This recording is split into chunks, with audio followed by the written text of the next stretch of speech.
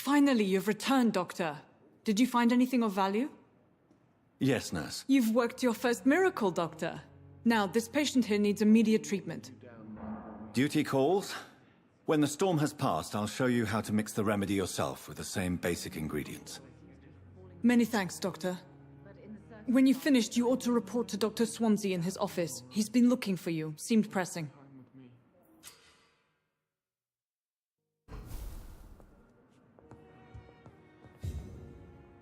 Good evening, Mr. Goswick. How are you? I'm okay. Do you need any help? I'm afraid I may, sir. I don't mean to be a burden. You are not a burden, sir. Healing you is my responsibility. And you have my gratitude for that.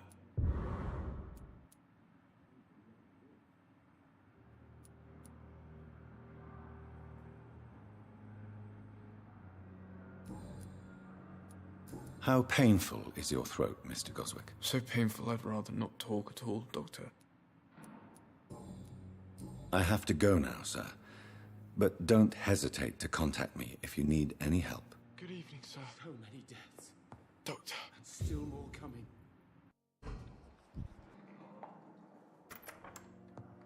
Please, Jonathan, come in. Fascinating, is it not? In the last decade, so many mysteries have been brought to light with our microscopes. The human body, biology's penultimate frontier.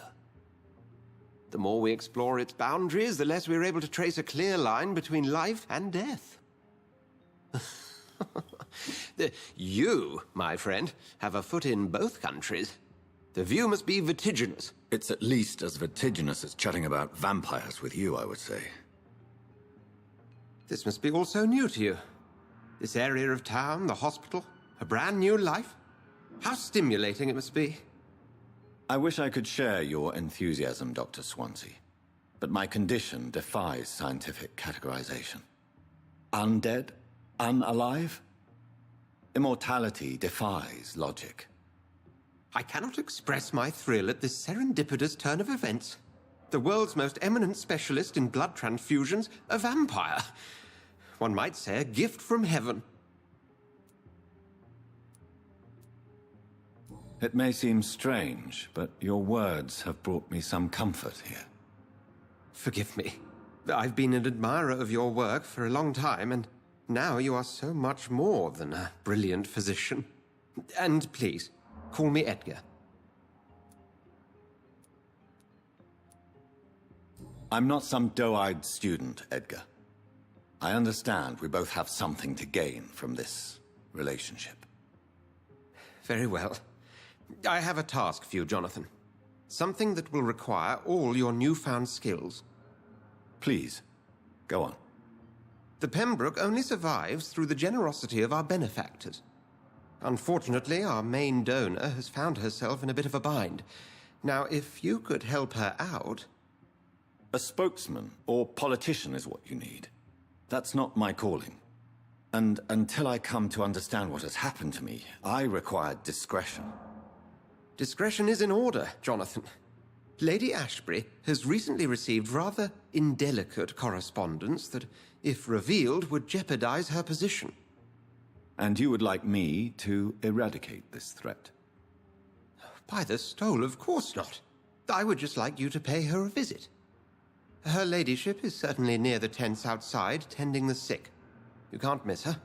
Look for someone impossibly delicate. Accepted. I'll see what kind of trouble Lady Ashbury is in. Do you need something, Jonathan? I have just a few questions. Then ask away. I'm at your service, Doctor. You mentioned something about a secret society. A brotherhood, if I recall. Could you elaborate? Certainly. I've been a member of the Brotherhood of St. Paul's Stole for several years. We are pledged to monitor and report vampire activity in England as impartial scientific observers. Yet you don't fear me. And still, you know the monster that lurks beneath the civilized surface. The Brotherhood has studied your kind for centuries. We believe you are as supernatural as a lion is to a gazelle. That explains your nightly wanderings about the docks and the questions you ask. I feel it wasn't mere coincidence that led us to that part of town. There was something as yet unseen that set those chain of events in motion. Since you seem quite the expert on vampires, what could you tell me about my condition and how it came about? As men of science, our first step is always to start with what we know. Forget the myths, the hackneyed scrawlings, and the penny dreadfuls. They do not scratch the surface of the truth you now find yourself in. The sun. The morning following my transformation. Its rays burned me. There was pain, smoke, and my skin blackened. You will find there is very little that can kill a vampire, my friend. You have been offered relative immortality. The sun will most certainly hurt you, leaving you weakened and damaged, but it will not destroy you. Must I take a life to live? You are a vampire. You feed, and blood is the sole sustenance that can sustain your immortal frame. And only a living creature contains the nourishment you require. The man we pursued and slew in the canning factory, William Bishop, I believe, was he a vampire? He was a Skald, technically speaking. The debate rages as to their classification. Some think them a subspecies of vampire, others something else. How do Skalds come into existence? The name means slave. The etymology may indicate that they are a lesser species of vampire. From what I know, vampires tend to despise them. Just for clarity, what differences are there between myself and a Skald? A Skald is easier to eliminate, Jonathan, even if they remain formidable foes for the unprepared. Vampires... Now, vampires exist beyond the mortal realm. Since I'm the one working for you, what should I know about Pembroke Hospital?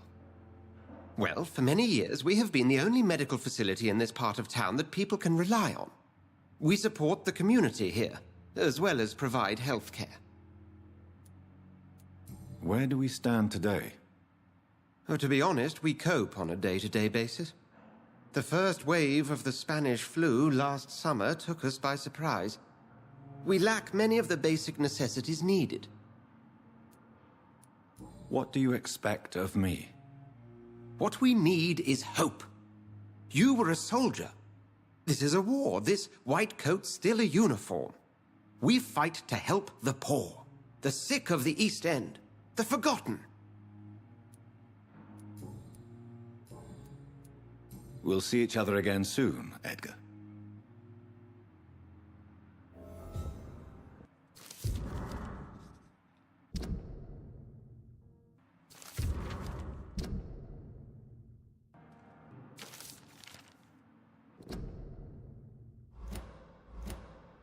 Watched by vampire hunters. Where are they hiding? I should investigate. Good evening. I'm Dr. Reid. Always a pleasure to meet a colleague, sir. Especially when he was supposedly dead. A colleague? Are you a doctor too? Not anymore, sir. I used to be Dr. Rakesh Chadana.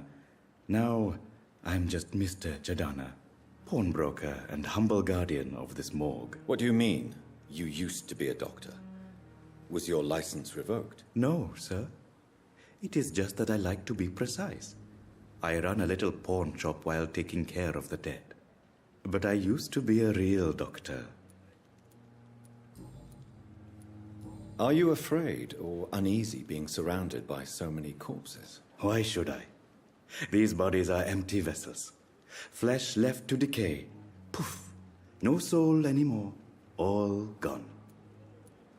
How did you get this job? After I left the army, I worked as an undertaker down by the docks. A dangerous place with many an unpleasant business there. Milton Hooks helped me get a job here. An interesting point of view. And quite an exotic one, too. Most people fear, or at least have a respect, for dead flesh. Sir, as a medic during the war, I learned to face my death and the death of others. It's the pain we have to tame, not death itself. Do you work here alone? Yes, very easy work, sir. All I have to do is watch a few bodies. The situation was very different when the main morgue was still open. Why do you have to watch these bodies? Because these poor fellows have no names. We keep them in case someone comes looking for the missing. Sadly, very rarely happens. Why close the hospital's main morgue? It was for sanitary reasons after the beginning of the epidemic. Cadavers had to be moved to the nearest mass grave. Have we met before? I don't think so, sir. Why? When we first talked, you said you were glad to meet me since I was reported dead. Funny story, sir. Your sister came here a few nights ago. You were missing, and she was looking for your body. She must be very relieved now. Tell me the truth about your appointment as a medic during the war, Rakesh. The regiment administration appointed me by mistake. I had to learn the job on the spot, sir. Very hard, sir, but I rose to the challenge. You can't impersonate a doctor. You can't improvise a medical education. People could die at your hands. You're absolutely right, sir. But as a field surgeon, it was more like being a butcher. Do you believe you have really helped these people? My ratings were within the averages of the regiment. I saved lives, Dr. Reid. Does that not say enough about triage and war surgery? Do you realize how many soldiers died because of that decision? You should have refused. Yes, sir. I swear I did, sir. But no one listened. When the first wounded arrived, I had to do what I could. It is an unbelievable story, Mr. Chadana. It was a time beyond belief, Dr. Reid. But I'm happy not to deal with the wounded. I prefer caring for the dead now.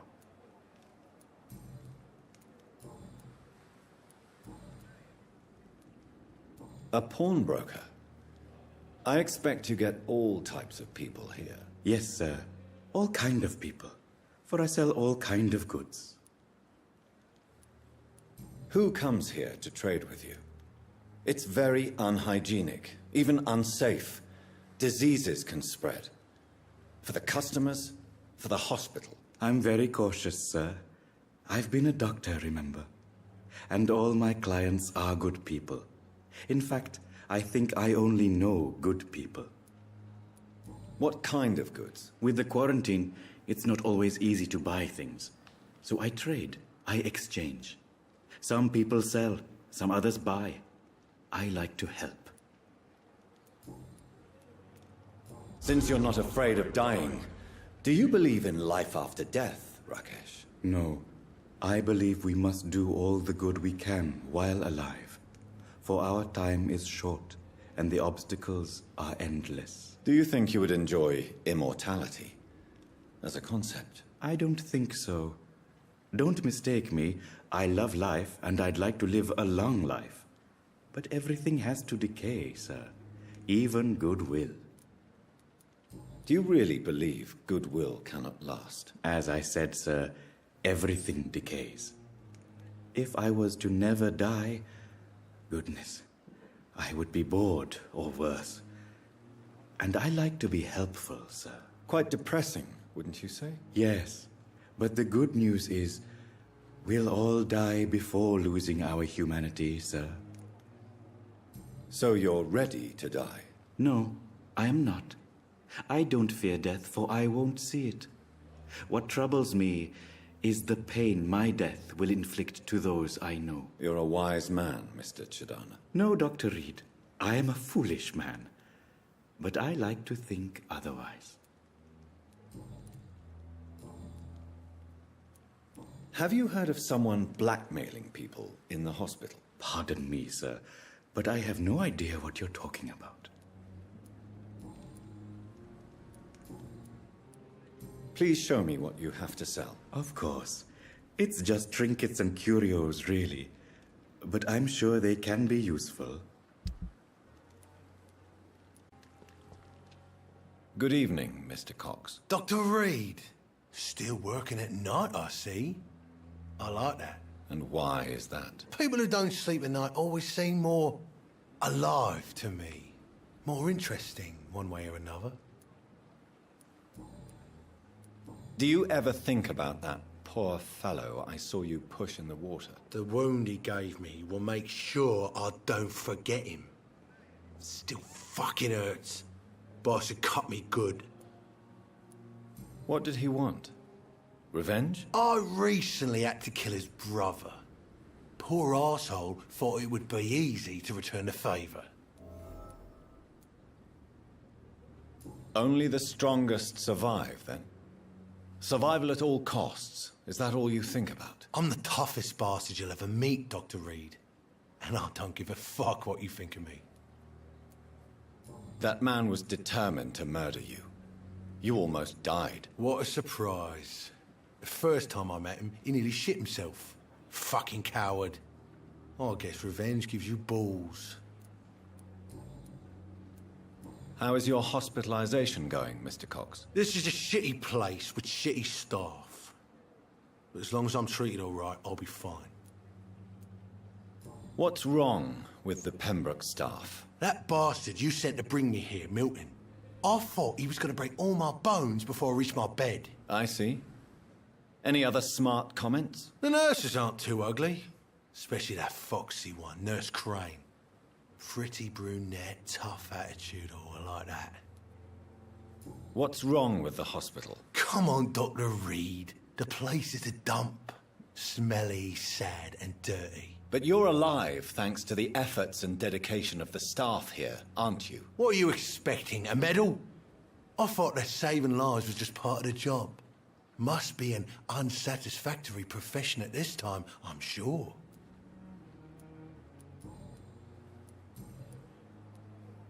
Have you heard of any underhand dealings going on in the hospital? Blackmail? That's not my style. Too risky. The black market, though. Now that's where the money is.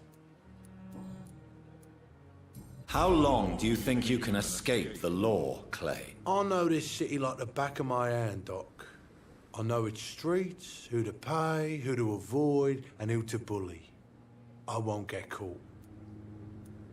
We can't escape the consequences of our actions. The past catches up with us in the end. I ain't afraid of death. I don't hide who I am.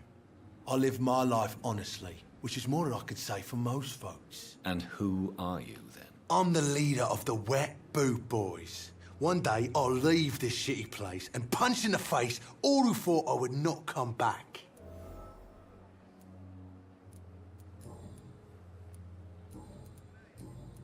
I'll leave you for now, Mr. Cox.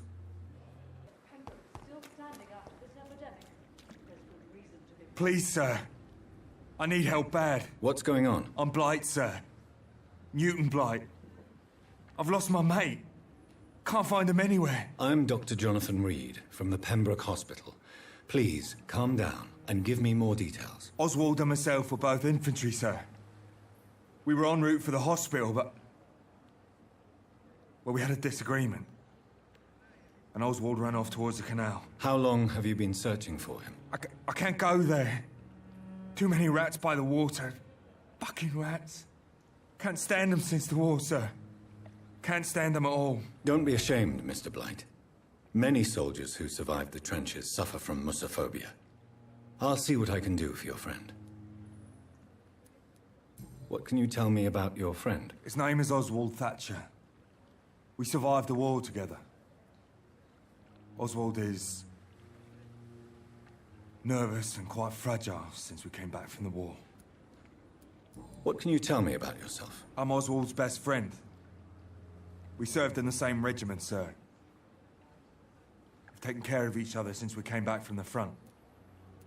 This is a dangerous part of town. What are you doing here? We were looking for the Pembroke Hospital. He We both need help. Treatment, I mean. To get some sleep. Just need to feel better, sir. Where was your friend the last time you saw him? He went down by the canal. He didn't want to go to the hospital. I think he went to the sewers on purpose. So I couldn't go after him. I have all the information I need for now. If I find anything out about your friend, I'll let you know as soon as I can. Thank you, Dr. Reid.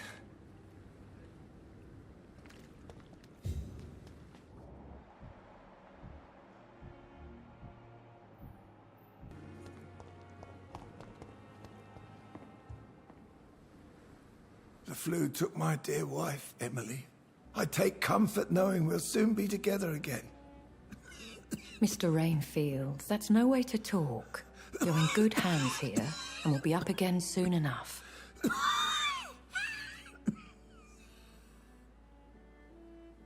Now do me a kindness and get some sleep. I'll be back round later. Your words are kind, the blessings of an angel. You're the sweet, sweet Lady of Mercy.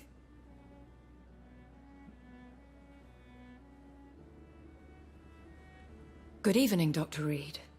It's a pleasure to see you again. You seem surprised. Dr. Swansea has brought me up to speed concerning your recent appointment to Pembroke Hospital. You're a the lady who saved me that night, before vanishing into thin air. I remember you from the pub with Dr. Swansea. Indeed. Allow me to introduce myself formally this time. My name is Lady Ashbury. I remember you well, in spite of the brevity of our encounter. Apologies. You've taken me by surprise. I'm very happy to see you. The pleasure is mine, Doctor. I hope you're more disposed to answer my questions now. You must have countless questions, but our rather urgent matter first. Swansea has explained. My cover, if you prefer, has been compromised.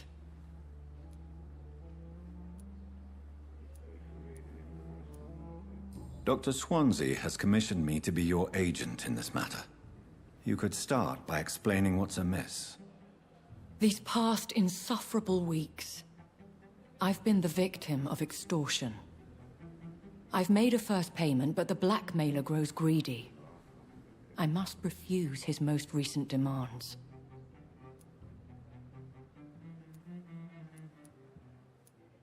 If we're dealing with an ordinary criminal, surely you've the means to deal with it yourself, if I may.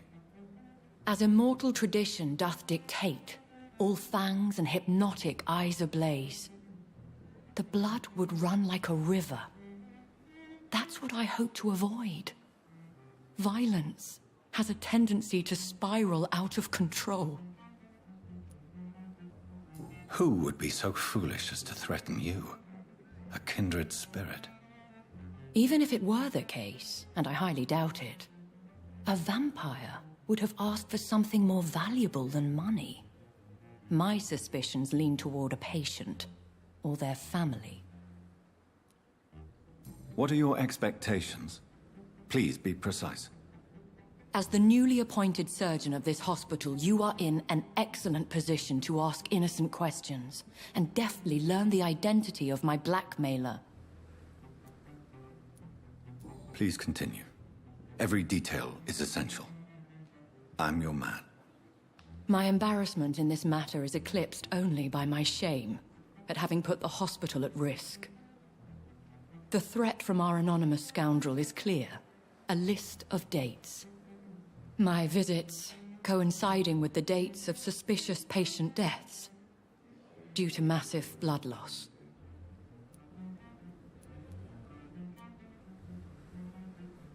Is it true?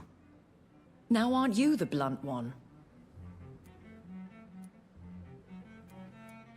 You are aware that I too know the thirst for the scarlet nectar.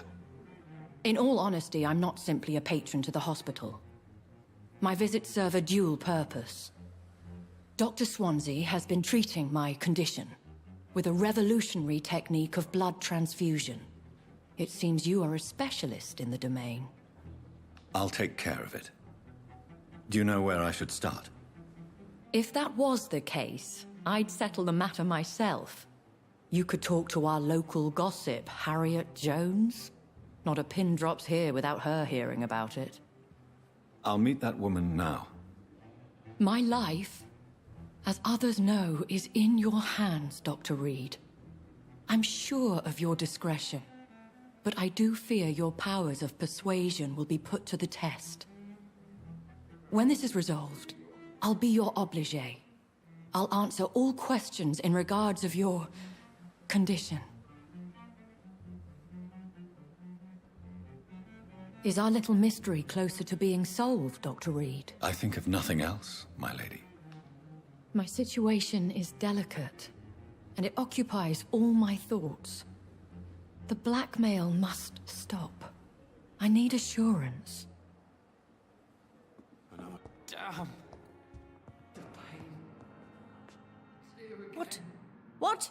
What is this? Who are you? Get out of my room. There's no need for alarm, madam. I'm Dr. Reid, the new surgeon. Preposterous. Dr. Reid, you say? I don't want some bumbling intern. Where's Dr. Swansea? Dr. Swansea is quite busy, and I need you to help me get acclimated. I have many questions. How brave. Threatening an old defenseless woman. You know how long I've been a patient here? You've picked the wrong fight. I'm Harriet Jones. Harriet Jones? Indeed. I've been meaning to have a chat with you. You know what goes on here better than any other patient, I gather. Oh, better than any patient, nurse or doctor. I've seen so many vile undertakings. I heard there have been some despicable goings-on. Was there a case of blackmail? Blackmail? Wait. You're investigating something. This isn't a social call. One of those incompetent cunts slit a poor sod's vein. If I didn't know better, Miss Jones, I'd be inclined to say you enjoy this type of idle gossip. God's honest truth, Doctor. It's just the way it is here. Most of these bitches would let you freeze to death before getting you a blanket. You seem to know more about the goings-on here than anyone else.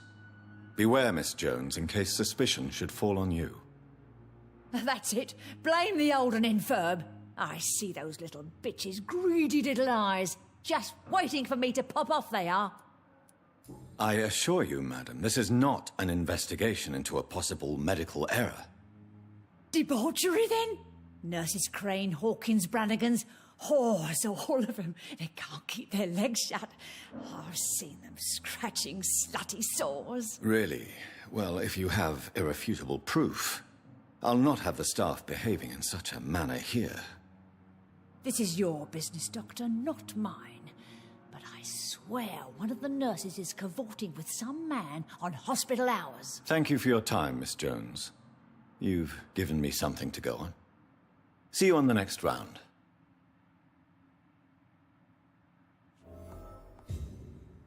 Might know something. I'll start my investigation with them.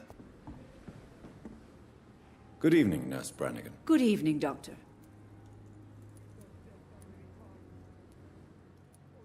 Do you know if any of the hospital staff have criminal backgrounds? The people who work here all come from very different backgrounds, Doctor. Just like the patients. Why does Dr. Tippett's claim you're the main reason he keeps working, despite his fatigue? If it wasn't for him, I probably would have left the Pembroke years ago. Dr. Tippett does not think of you as just a nurse anymore, does he? If you're suggesting he's not taking my gender into consideration when it comes to medical practice and knowledge, I really hope he doesn't. Tell me what Dr. Tippett did. I know his mistake caused a patient's death. If I had not covered up his error, Dr. Tippett would have been fired from this hospital.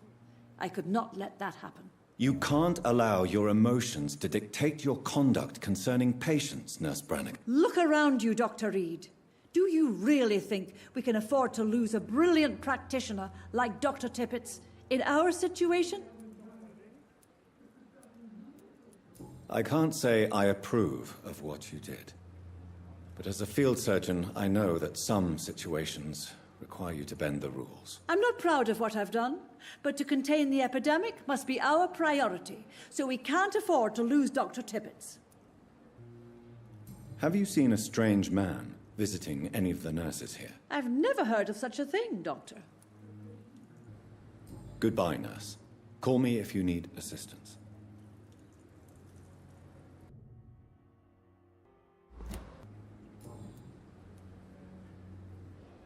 Am I right to assume your wife's letter pissed you off, Clay? I was so mad I threw away the knife she got me when we got married. Your wife gave you a knife as a wedding present. That knife has always been my lucky charm. If I'd had it in my hand when I got stabbed on that pier, I'd not have been wounded. A lucky charm? I never would have taken you as the superstitious type. We all have our flaws, Doc. Mine's to have my weapon of choice for when the really dirty business comes around. Do you want it back? I don't need it here, but if you'd be kind enough to bring it to me, I'd be really grateful. A grateful Clay Cox? I might just find your knife and bring it back to you to see that happen. I can give you directions, but I'd be surprised if you managed to find it. My hideout isn't meant to be found easily. What can you tell me about your marriage, Clay? Marriage is the sweetest cage, they say. Well, I found myself locked in one with a wild animal. You mean your wife keeps you on your toes? No, I mean, we both have claws and we both love to bite. I'll leave you for now, Mr. Cox.